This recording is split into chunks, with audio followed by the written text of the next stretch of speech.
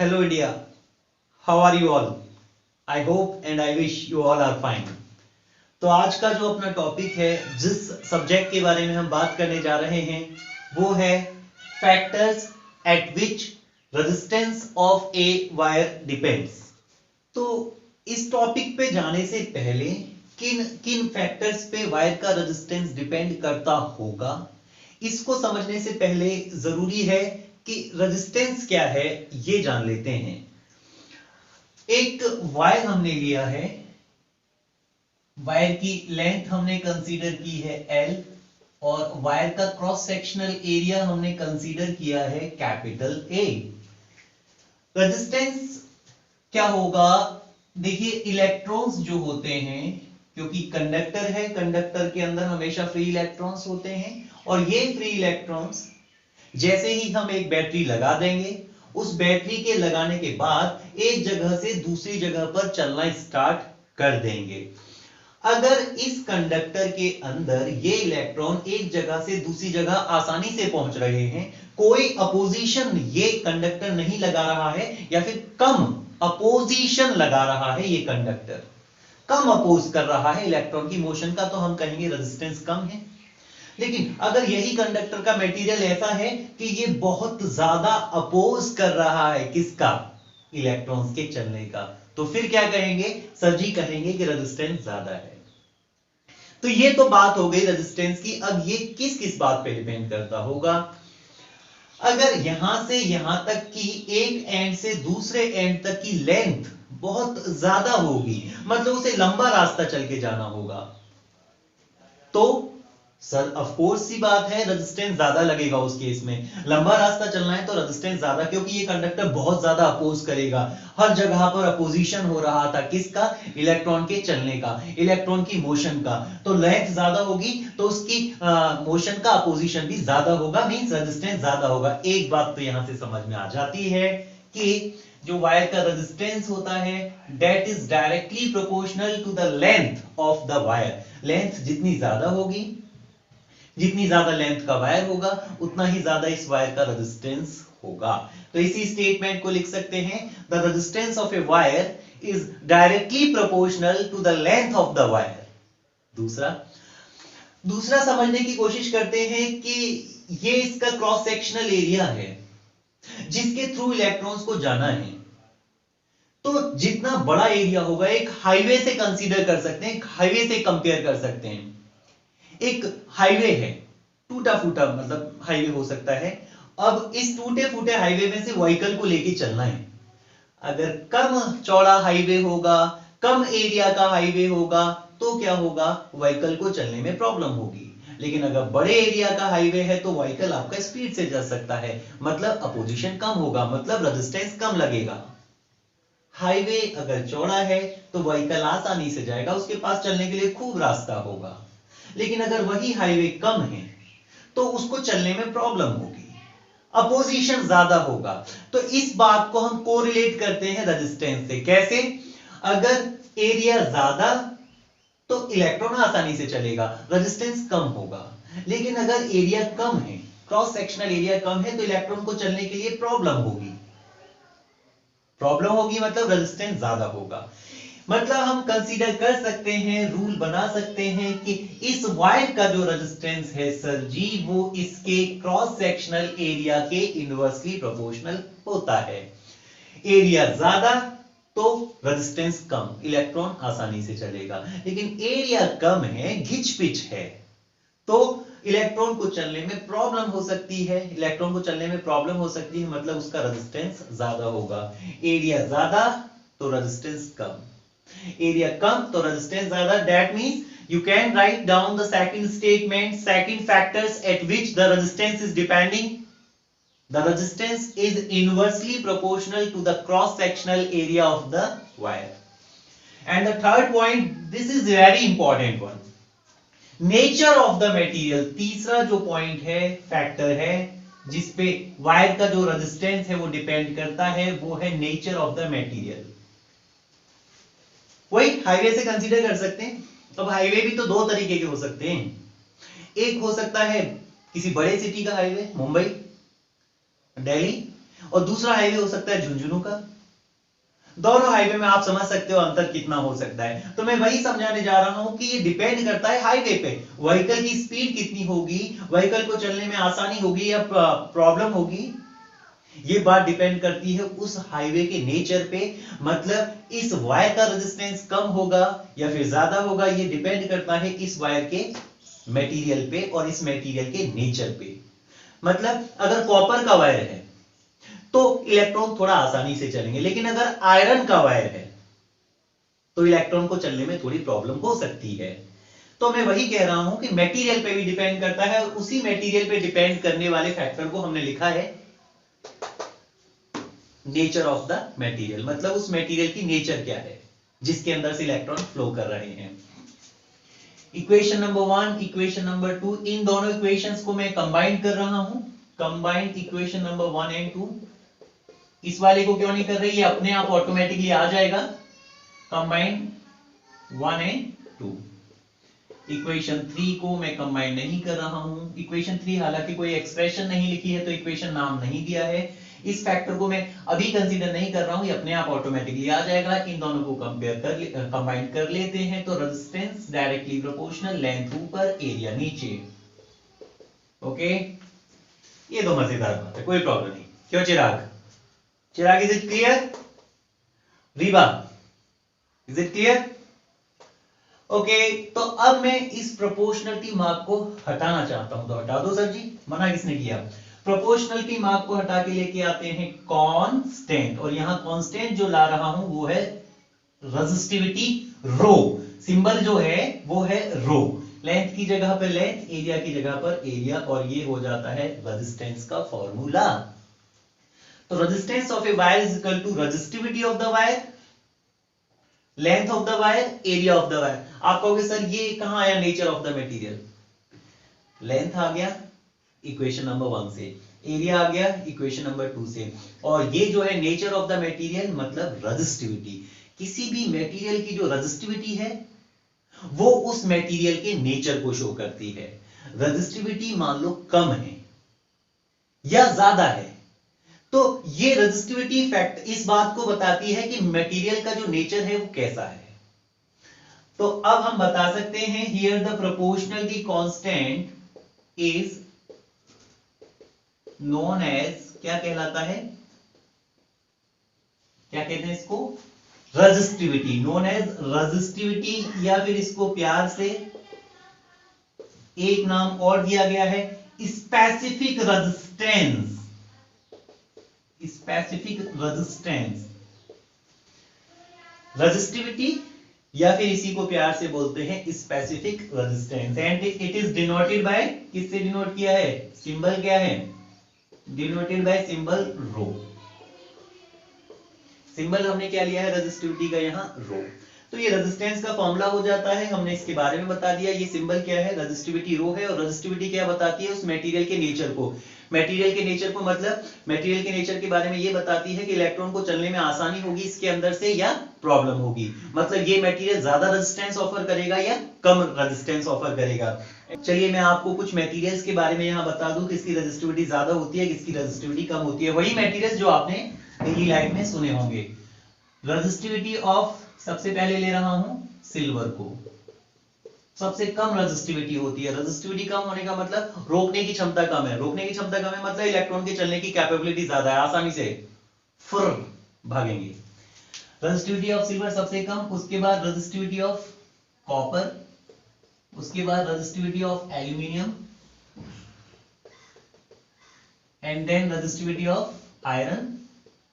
इस तरीके से ये ऑर्डर होता है। तो रेजिस्टिविटी सबसे कम किसकी होती है? सिल्वर की। इन चार मटेरियल्स में आयरन की रेजिस्टिविटी सबसे ज्यादा है। सबसे ज्यादा रेजिस्टिविटी है मतलब आयरन अपने अंदर से इलेक्ट्रॉन्स को चलने से बहुत ज्यादा रोकता है, बहुत ज्यादा रेजिस्टेंस लगाता है।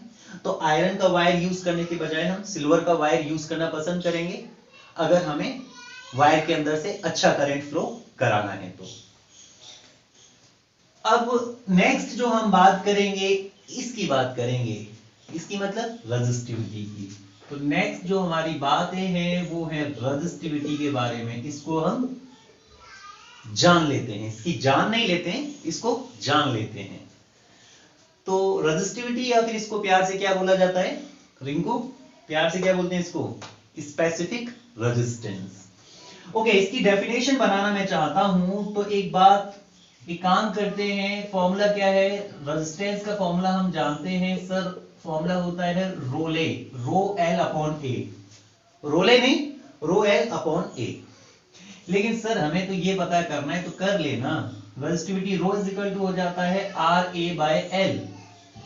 ओके, अब एक काम कर, क्या काम कर, एरिया को 1 यूनिट पुट कर दे। इफ ऐसा वायर ले ले जिसका क्रॉस सेक्शनल एरिया 1 यूनिट हो और लेंथ भी उसकी 1 यूनिट हो, मतलब 1 मीटर स्क्वायर का क्रॉस सेक्शनल एरिया ले ले, 1 मीटर लेंथ का वायर ले ले। अपने दिमाग में ऐसा एक वायर इमेजिन कर जिसकी लेंथ 1 मीटर हो और जिसका cross sectional area 1 metre square हो। तो उसके लिए क्या होगा, ए और एल 1 हो गए, तो resistivity rho is equal to आ जाता है आर के बराबर। अब यहां से मैं इसकी डेफिनेशन बना सकता हूं, कैसे, किसी भी वायर की जो रेजिस्टिविटी होती है वो उस वायर के रेजिस्टेंस के बराबर होती है जिसकी लेंथ 1 यूनिट हो और जिसका एरिया भी 1 यूनिट हो। जो तूने अपने दिमाग में वायर कंसीडर किया था, उस वायर की रेजिस्टिविटी जो है उस वायर के रेजिस्टेंस के बराबर हो जाती है। तो कंडीशन ये है, लेंथ और एरिया को अगर 1 यूनिट पुट कर देगा तो रेजिस्टिविटी जो है वो किसके बराबर हो जाती है, रेजिस्टेंस के। इसी डेफिनेशन को हम लिख सकते हैं। तो जो एक्सप्लेनेशन हमने यहां दिया है उसी के बिहाफ पे एक सुंदर सी डेफिनेशन हमने रेजिस्टिविटी की बनाई है। The resistivity of a wire is equal to the resistance, resistivity of a wire is equal to the resistance, लेकिन किस कंडीशन में, resistance of the wire whose length, जिसकी लेंथ और एरिया आर 1 यूनिट, जिसकी length और area जो है 1 unit है। अगर कोई ऐसा वायर कंसीडर किया है जिसका cross sectional area 1 metre square और लेंथ 1 मीटर है, तो इसकी जो रेजिस्टिविटी है वो इसके एग्जैक्टली रेजिस्टेंस के बराबर होती है। ऐसा यूनिट हम बनाने अब जा रहे हैं इसी फॉर्मूला से, क्योंकि रेजिस्टिविटी का फॉर्मूला होता है, सर हम फॉर्मूला जानते हैं रेजिस्टेंस का, तो क्या होता है, रो एल अपॉन ए। लेकिन यूनिट किसकी पता करनी है, रेजिस्टिविटी की, तो रेजिस्टिविटी इज इक्वल टू हो जाएगा आर ए बाय एल। अब यूनिट पता कर लेते हैं, रेजिस्टेंस की यूनिट क्या होती है, सर पहले ही पढ़ चुके हैं, क्या, ohm. Area sir metre square, length की unit metre, sir metre square से मीटर को कैंसिल करने के बाद बचता है ओम इंटू मीटर। तो ये है इसकी प्यारी सी unit, ohm into metre. Resistance की यूनिट ओम और रेजिस्टिविटी की यूनिट होती है ओम इंटू मीटर। और अब जो फाइंड आउट करने में जा रहा हूं उसको बोलते हैं डायमेंशन। तो नीट के एग्जामिनेशंस में डायमेंशंस इंपॉर्टेंट होती हैं, डायमेंशन सीख लो। रेजिस्टिविटी की डायमेंशन कैसे बनाएंगे, तो रेजिस्टिविटी की डायमेंशन इज इक्वल टू हो जाएगा, ये मतलब डायमेंशन को शो कर रहा है ब्रैकेट, रेजिस्टिविटी की डायमेंशन इज इक्वल टू हो जाएगा रेजिस्टेंस की डायमेंशन, ओके, एरिया की डायमेंशन, बहुत सुंदर, अपॉन में लेंथ की डायमेंशन, वेरी गुड। देखिए बाकी सब तो ठीक है, एरिया की डायमेंशन निकाल लेंगे L2 होती है, लेंथ की डायमेंशन निकाल लेंगे L होती है, लेकिन रेजिस्टेंस की डायमेंशन हमें फाइंड आउट करनी होगी, सेपरेटली फाइंड आउट करने की कोशिश करते हैं। ओके, एक ऐसा फॉर्मूला याद करो जिसमें रेजिस्टेंस आता हो, सर वो फॉर्मूला तो है ना ओम्स लॉ वाला, V इक्वल टू IR, हाँ आता है ना इसमें रेजिस्टेंस R। तो यहां से R इज इक्वल टू क्या हो जाएगा, रेजिस्टेंस इज इक्वल टू हो जाएगा V अपॉन I। तो रेजिस्टेंस की डायमेंशन इज इक्वल टू हो जाएगा पोटेंशियल की डायमेंशन अपॉन में करंट की डायमेंशन। लेकिन सर जी पोटेंशियल की डायमेंशन वो अब सेपरेटली निकालनी पड़ेगी, कैसे, क्योंकि फॉर्मूला होता है V is equal to W upon Q, work upon charge, formula पढ़ चुके हैं, नहीं याद है तो अब याद कर, potential is equal to work upon charge, potential is equal to work upon charge. Work की डायमेंशन, तो पोटेंशियल की dimension is equal to work की डायमेंशन अपॉन में चार्ज की डायमेंशन। वर्क की डायमेंशन तो डायरेक्टली याद होनी चाहिए, mL2T-2, ओके, और चार्ज की डायमेंशन होती है, अब तक याद अगर नहीं की है तो अब तक अब कर ले, mL2T-2 बोले तो dimension of what, work, upon में dimension of charge, dimension of charge क्या है, AT, ओके। अब इसको ऊपर नीचे ले जा, तो ये हो जाता है m की जगह पे m, L2 यही है और कहीं नहीं है, T-2 यहां, T यहां, ऊपर जाके माइनस का तो T-3, और A ऊपर जाके -1। तो ये डायमेंशन हो जाती है बंधु पोटेंशियल की। अब पोटेंशियल की जो डायमेंशन आई है यहां पुट कर दे, रेजिस्टेंस की डायमेंशन तू फाइंड आउट कर लेगा। क्या ये पोटेंशियल की डायमेंशन सर जी ये वाली?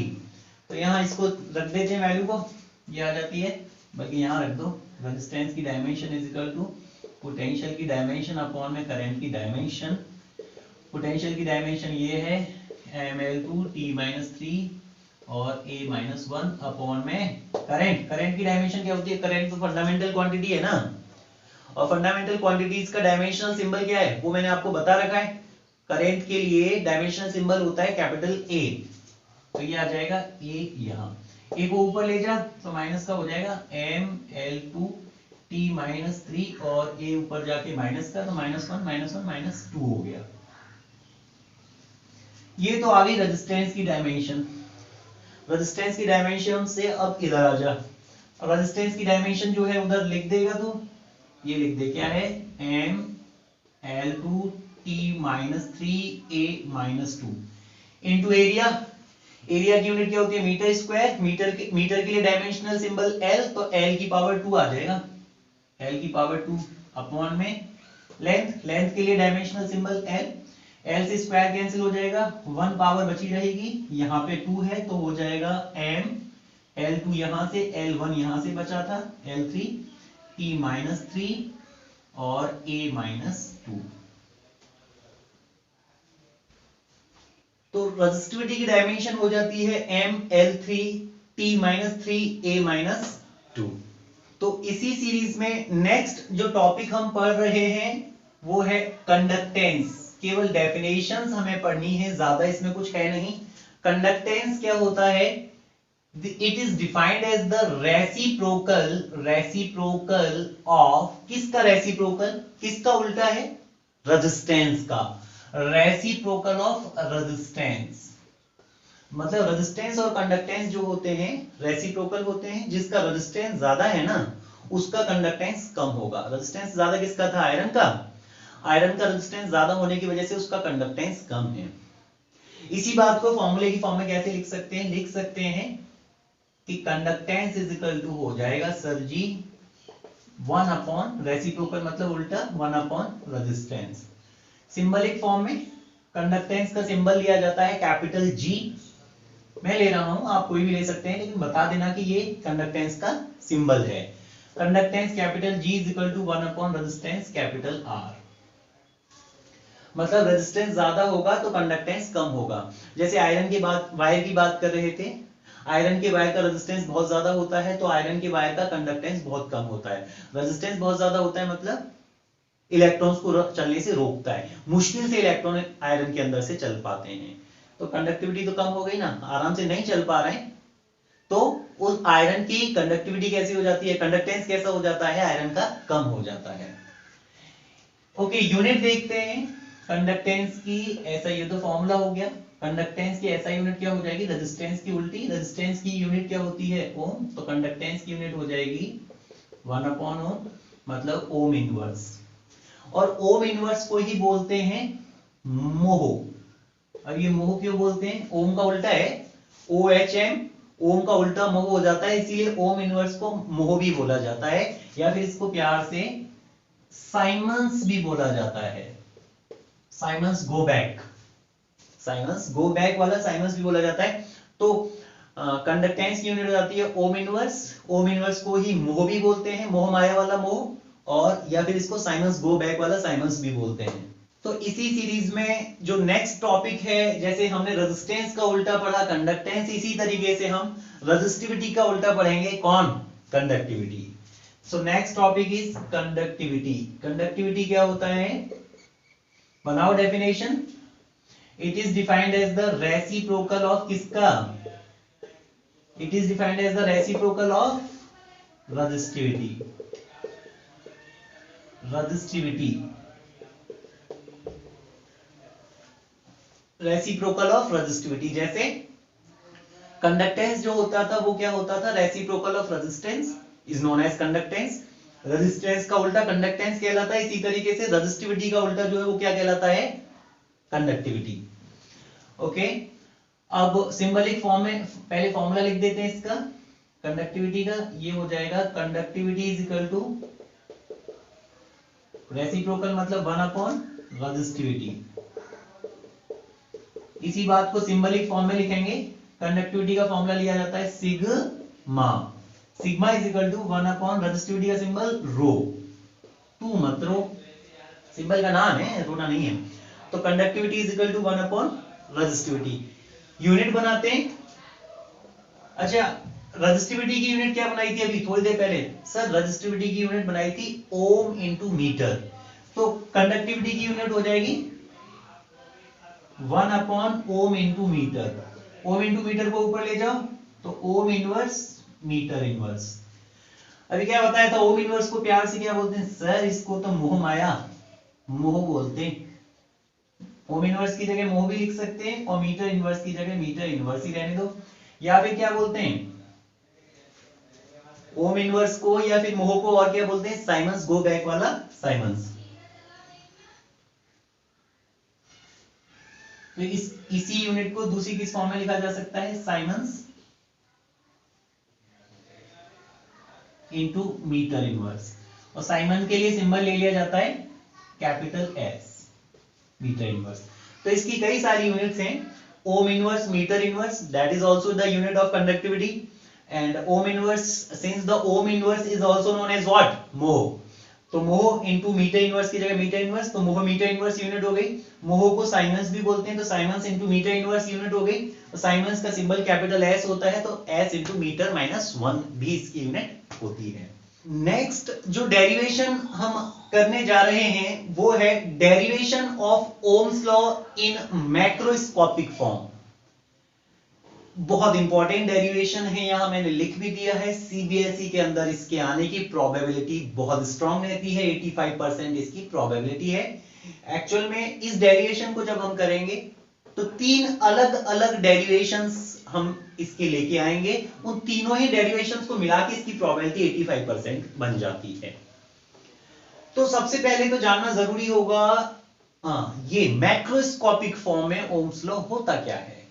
अरे डेराइव तो तब करेंगे जब हमें पता हो कि सर ये होता क्या है। आपको V डायरेक्टली प्रोपोर्शनल I लेके आना है। मैक्रोस्कोपिक मतलब बड़े फैक्टर्स। उन बड़े फैक्टर्स की फॉर्म में हम ओम्स लॉ को डेराइव करेंगे जिन्हें हम जानते हैं, जैसे पोटेंशियल और करंट है। आगे चल के हम माइक्रोस्कोपिक फॉर्म में भी ओम्स लॉ को डेराइव करेंगे, उसमें हम छोटे फैक्टर्स की फॉर्म में ओम्स लॉ की बात करेंगे। तो V डायरेक्टली प्रोपोर्शनल I हमें लेके आना है। उससे पहले मैं रेजिस्टेंस का भी डेरिवेशन इसमें करना चाहूंगा, तो पहले रेजिस्टेंस का ही डेरिवेशन आएगा। So let's start the derivation. देखिए सबसे पहले मैं बात करूंगा इलेक्ट्रिक करंट की। इलेक्ट्रिक करंट का फॉर्मूला हम जानते हैं, नहीं जानते हैं तो एटलीस्ट अब जान लीजिए। I इज इक्वल टू होता है NeAVD। N क्या है? जो कंडक्टर हमने लिया है उसके अंदर इलेक्ट्रॉन्स की डेंसिटी। इलेक्ट्रॉन्स की डेंसिटी मतलब पर यूनिट वॉल्यूम में कितने इलेक्ट्रॉन्स हैं। स्मॉल n बोले तो electron density. Electron density is defined as the number of electrons per unit volume. पूरे कंडक्टर के अंदर इलेक्ट्रॉन से मतलब नहीं है, बल्कि एक यूनिट वॉल्यूम के अंदर जो इलेक्ट्रॉन्स होंगे उन्हें बोलते हैं स्मॉल n। E एक इलेक्ट्रॉन का चार्ज, A वायर का क्रॉस सेक्शनल एरिया, और VD बोले तो ड्रिफ्ट वेलोसिटी। ड्रिफ्ट वेलोसिटी मतलब इस कंडक्टर के अंदर इलेक्ट्रॉन्स एक जगह से दूसरी जगह तक जिस वेलोसिटी से चल रहे हैं वही कहलाती है ड्रिफ्ट वेलोसिटी। ओके, ये तो हमें पता चल गया। इसके बाद अब ये जो टर्म आ रहा है इसका फॉर्मूला पुट करेंगे। सिंस ड्रिफ्ट वेलोसिटी का फॉर्मूला होता है, क्या होता है? स्मॉल e, एक इलेक्ट्रॉन का चार्ज, लगाया गया electric field capital E, tau relaxation time upon में मास ऑफ इलेक्ट्रॉन। जिस कंडक्टर पे भी, यहां कंडक्टर में बना के दिखा देता हूं, ये है वो कंडक्टर और इसके अक्रॉस मैंने बैटरी लगाई है। बैटरी का पोटेंशियल V है और बैटरी से निकलने वाला करंट I है, और इसके अंदर ये जो फ्री इलेक्ट्रॉन्स हैं, इन फ्री इलेक्ट्रॉन्स की इलेक्ट्रॉन डेंसिटी मैंने ले रखी है स्मॉल n। और ये जो वायर है इसका क्रॉस सेक्शनल एरिया है कैपिटल ए। ओके, ये पॉजिटिव साइड, ये negative side, away from positive towards the negative. यहां जो इलेक्ट्रिक फील्ड है वो है कैपिटल ई। ओके, इसके अलावा इस वायर की जो लेंथ है वो ले रखी है स्मॉल एल। तो मैं बात कर रहा था ड्रिफ्ट वेलोसिटी के फॉर्मूला की, स्मॉल ई, कैपिटल ई मतलब इलेक्ट्रिक फील्ड, टाउ मतलब रिलैक्सेशन टाइम, मतलब एक जगह से इलेक्ट्रॉन चलना स्टार्ट कर रहा है दूसरे इलेक्ट्रॉन तक जब तक पहुंचा, दूसरे इलेक्ट्रॉन के पास जब तक पहुंचा, दूसरे इलेक्ट्रॉन पे जाते ही कॉलिजन हो जाएगा।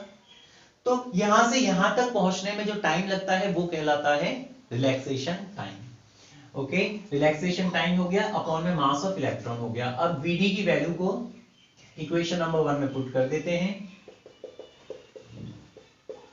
तो करंट I इक्वल टू मिल जाएगा NEA और ड्रिफ्ट वेलोसिटी VD की जगह small e capital E tau upon n। तो I इक्वल टू मिल जाता है n, okay, E into E square, A की जगह पर A, टाउ की जगह पर टाउ अपॉन में m है, और इलेक्ट्रिक फील्ड की जगह पर इलेक्ट्रिक फील्ड पुट कर देते हैं। अब मैं इस इलेक्ट्रिक फील्ड का फॉर्मूला आपसे जानना चाहूंगा।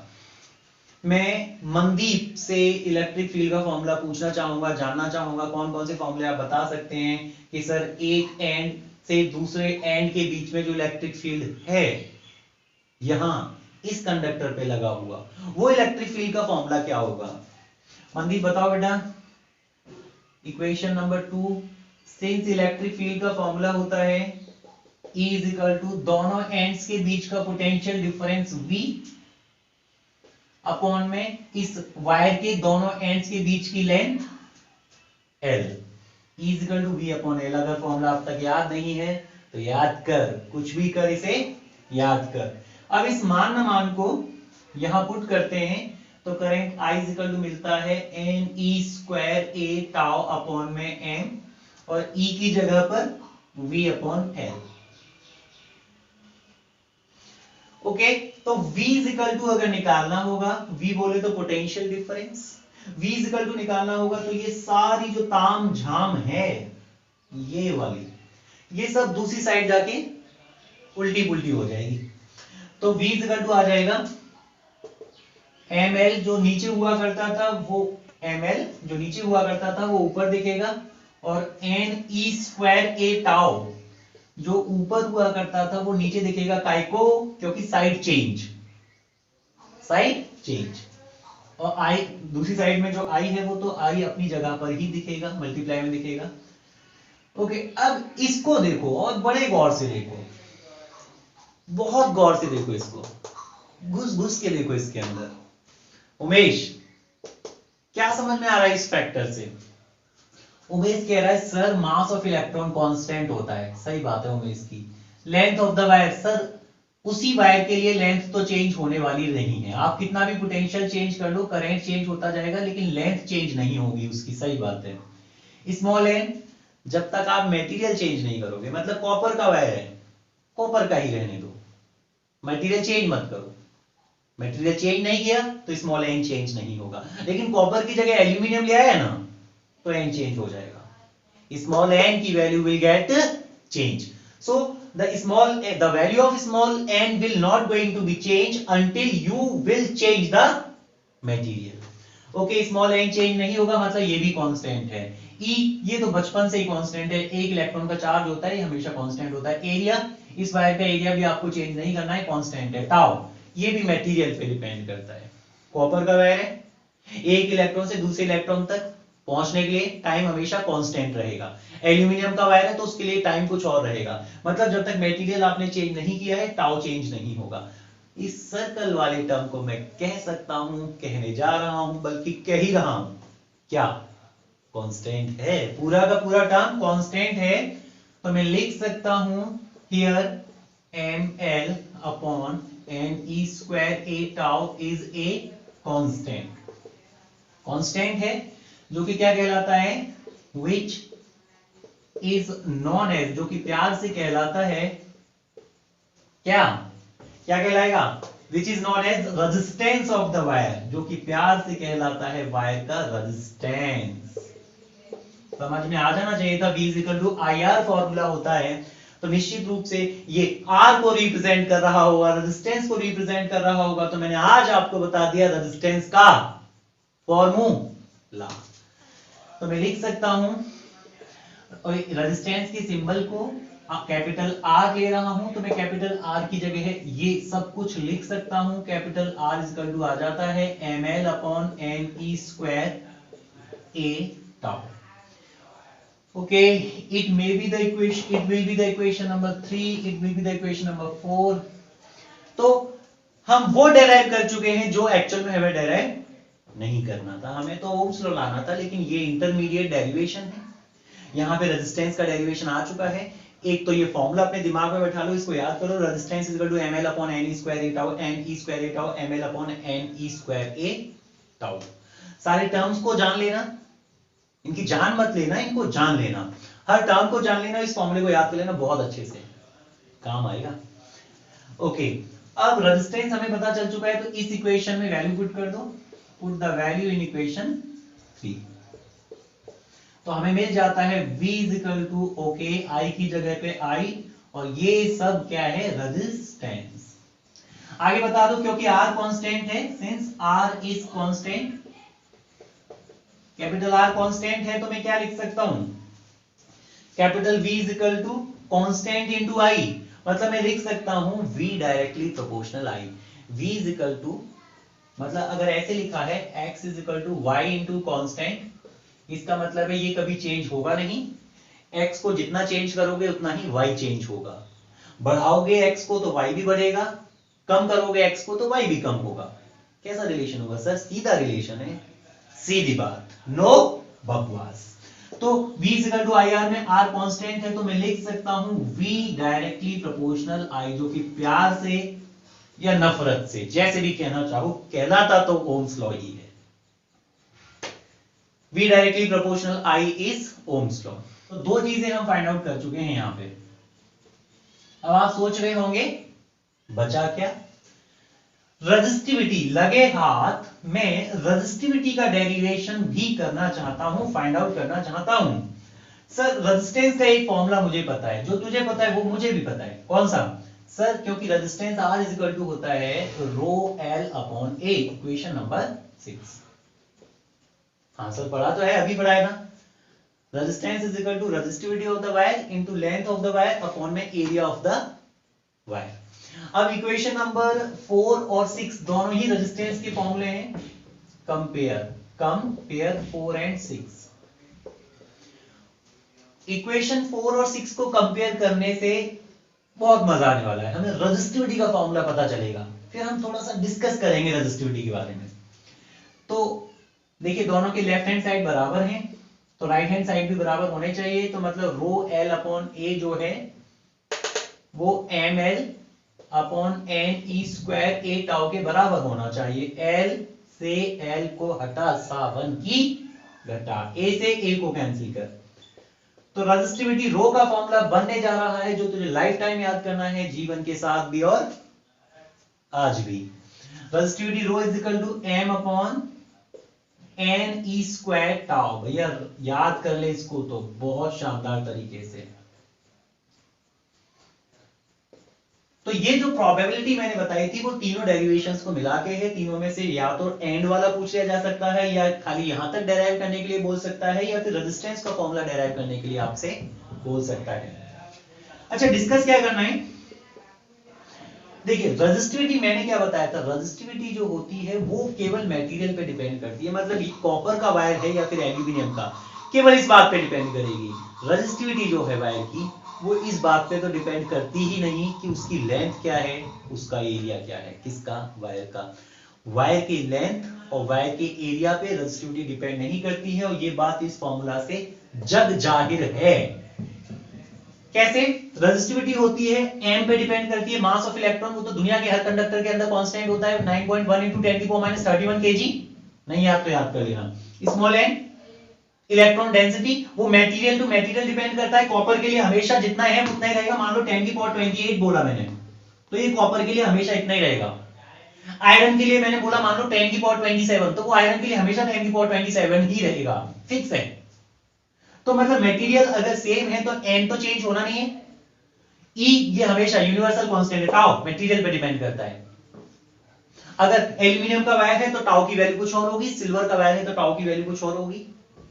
मतलब अगर मटेरियल चेंज नहीं किया है तो रेजिस्टिविटी चेंज नहीं होगी, मास ऑफ इलेक्ट्रॉन हमेशा फिक्स रहता है। कॉपर के वायर के लिए n की वैल्यू हमेशा फिक्स रहेगी, टाउ की वैल्यू हमेशा फिक्स रहेगी। मतलब कॉपर के लिए रेजिस्टिविटी एक फिक्स वैल्यू हो गई, चाहे कॉपर के वायर की 1 मीटर लेंथ हो चाहे 2 मीटर लेंथ हो, रेजिस्टिविटी कांस्टेंट रहेगी, क्योंकि वो तो लेंथ पे डिपेंड करती नहीं है, एरिया पे भी डिपेंड करती नहीं है। इसीलिए हम कहते हैं कि resistivity is the property of material of the wire. Resistivity is property of material of the wire. कई बार कॉम्पिटिटिव एग्जाम्स में क्वेश्चन घुमा के पूछ लिया जाता है, वो आपसे कहता है लेंथ को डबल कर दिया, एरिया को आधा कर दिया, बताओ रेजिस्टिविटी कितनी हो जाएगी। सोचना नहीं है, सिंपली बोल देना है सर रेजिस्टिविटी चेंज नहीं होगी। क्यों? क्योंकि सर आपने मटेरियल चेंज नहीं किया। हाँ, लेकिन रेजिस्टेंस जरूर चेंज होगा, क्योंकि रेजिस्टेंस जो है वो रेजिस्टिविटी के साथ साथ लेंथ और एरिया पे भी डिपेंड करता है। रेजिस्टेंस जो है वायर का वो लेंथ और एरिया पे भी डिपेंड करता है, लेकिन रेजिस्टिविटी जो है वो लेंथ और एरिया पे डिपेंड नहीं करती। किस पे डिपेंड करती है? मटेरियल पे। मटेरियल चेंज तो रेजिस्टिविटी चेंज।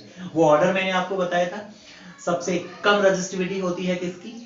सिल्वर की। उसके बाद थोड़ी सी ज्यादा रेजिस्टिविटी होती है किसकी? कॉपर की। उसके बाद थोड़ी सी ज्यादा रेजिस्टिविटी होती है किसकी? एल्यूमिनियम की। मैं एग्जांपल लिख देता हूं, रेजिस्टिविटी ऑफ कॉपर ये होती है 1.6 इंटू 10 की power minus 8 ohm into metre. Unit याद है ना? नहीं याद है तो आप याद करें, ohm into metre. Resistivity of silver से स्टार्ट करेंगे। रेजिस्टिविटी ऑफ सिल्वर होती है कितनी? रेजिस्टिविटी ऑफ कॉपर होती है थोड़ी सी ज्यादा, 1.7 इंटू 10 की power minus 8 ohm into metre. और उसके बाद रेजिस्टिविटी ऑफ एल्यूमिनियम थोड़ी सी ज्यादा, ये है 2.7 इंटू 10 की power minus 8 ohm into metre. और फिर उसके बाद आयरन की जैसे जैसे नीचे जाएंगे बढ़ती जाएंगी, तो इसकी रेजिस्टिविटी सबसे कम होती है। तो ये ऑर्डर और वैल्यूज आपको याद रखनी है एज इट इज। तो डियर स्टूडेंट्स, डियर इंडिया, जो नेक्स्ट टॉपिक है अपना इसी सीरीज में वो है Ohm's law in vector form, या फिर इसी को प्यार से कहते हैं Ohm's law in microscopic form. छोटे फैक्टर्स की फॉर्म में हम ओम्स लॉ को जानना चाहेंगे। मैक्रोस्कोपिक फॉर्म ऑलरेडी पढ़ चुके थे, V इक्वल टू IR या V डायरेक्टली प्रोपोर्शनल I। कौन सी फॉर्म थी? Macroscopic form. अब कौन सी पढ़नी है? माइक्रो, छोटी फॉर्म में।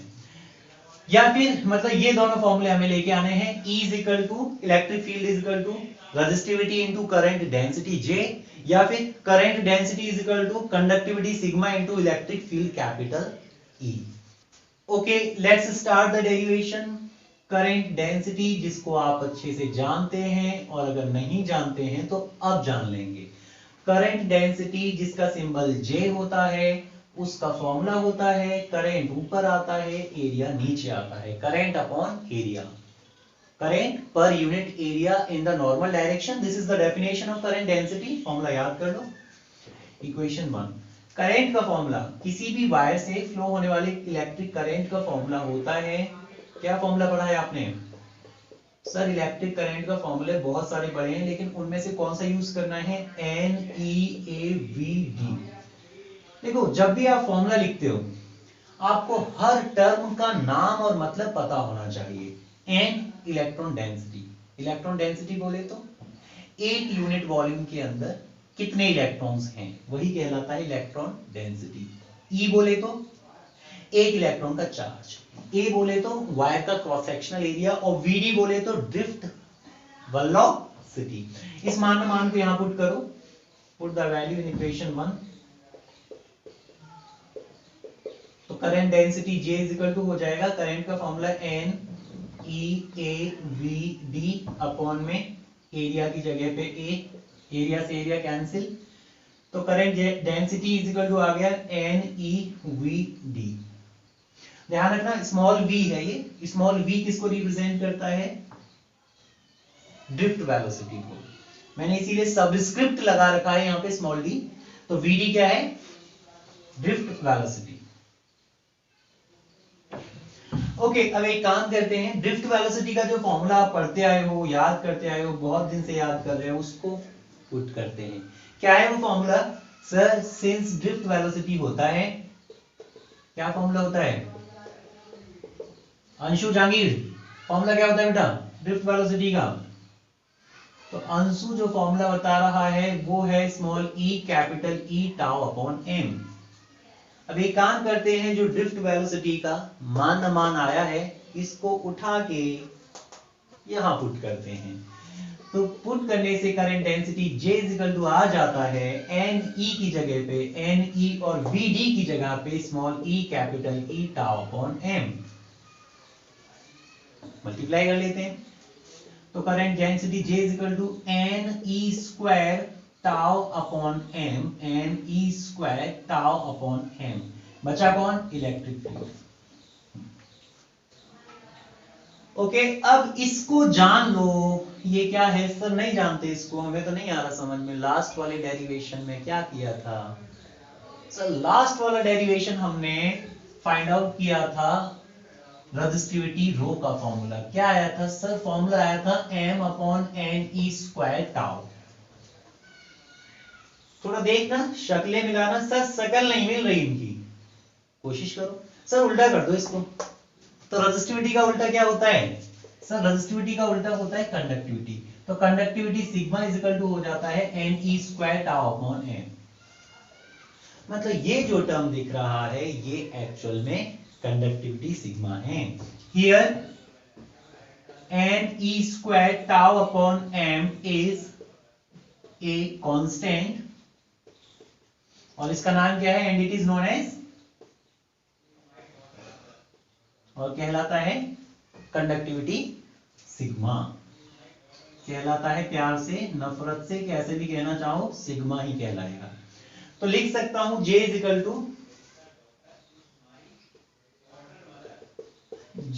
टू हो गया, इसकी जगह पर सिग्मा आ गया और इलेक्ट्रिक फील्ड की जगह इलेक्ट्रिक फील्ड कैपिटल E ही आएगा।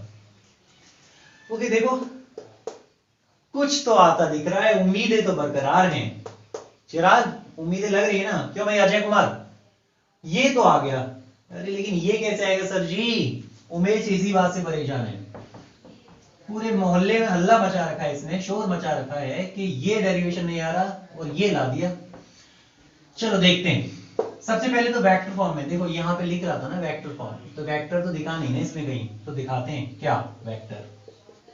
वेक्टर फॉर्म में हम लिख देंगे, क्योंकि इलेक्ट्रिक फील्ड और करंट डेंसिटी दोनों एक ही डायरेक्शन में होते हैं। Since electric field and current density both are in same direction, दोनों की जो डायरेक्शन होती है वो हमेशा सेम होती है, इसलिए वेक्टर फॉर्म में इसको मैं लिख सकता हूं vector J is equal to sigma into vector E। अगर अपोजिट डायरेक्शन होती तो मैं क्या लिख सकता था? अपोजिट डायरेक्शन के केस में मनीषा, मैं लिख सकता था J is equal to minus sigma vector E। माइनस आ जाता कब? अपोजिट। लेकिन मैंने क्या बताया? दोनों एक ही डायरेक्शन में, इसलिए माइनस नहीं आएगा। तो वेक्टर J की direction is equal to sigma into vector E की डायरेक्शन, दोनों की डायरेक्शन सेम है।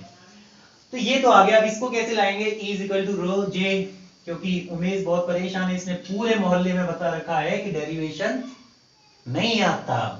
तो देखिए, क्योंकि सिग्मा इज इक्वल टू क्या होता है sir? Sigma is equal to होता है 1 अपॉन रेजिस्टिविटी। इस मान को यहां पुट कर दो यहां, तो ये हो जाएगा current density J is equal to sigma की जगह 1 अपॉन रेजिस्टिविटी और सिग्मा की जगह 1 अपॉन रेजिस्टिविटी, E की जगह पे वेक्टर E ही रहेगा। तो vector E is equal to आ जाता है, रो को इधर ले जाओ, रो J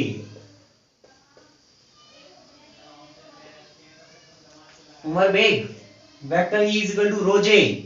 अभी तो क्या है, देखो रोजे की बात आई है तो भैया याद करना पड़ेगा, अच्छे से करना पड़ेगा याद। Vector E is equal to rho J। तो जो भी फॉर्म हमें चाहिए थी वो सारी आ चुकी है। यही फॉर्म जो है ओम्स लॉ की कहलाती है Ohm's law in vector form, क्योंकि ये वेक्टर की फॉर्म में हम इन्हें लिख पा रहे हैं। या फिर माइक्रोस्कोपिक फॉर्म, ये जो फॉर्म कंसीडर कर रहे हैं, करंट डेंसिटी हो या इलेक्ट्रिक फील्ड हो, ये माइक्रोस्कोपिक छोटे फैक्टर होते हैं इलेक्ट्रिसिटी के अंदर। इससे पहले पढ़ा था मैक्रोस्कोपिक फॉर्म, उसमें बड़े फैक्टर्स यूज किए थे, V is equal to I R लेके आए थे।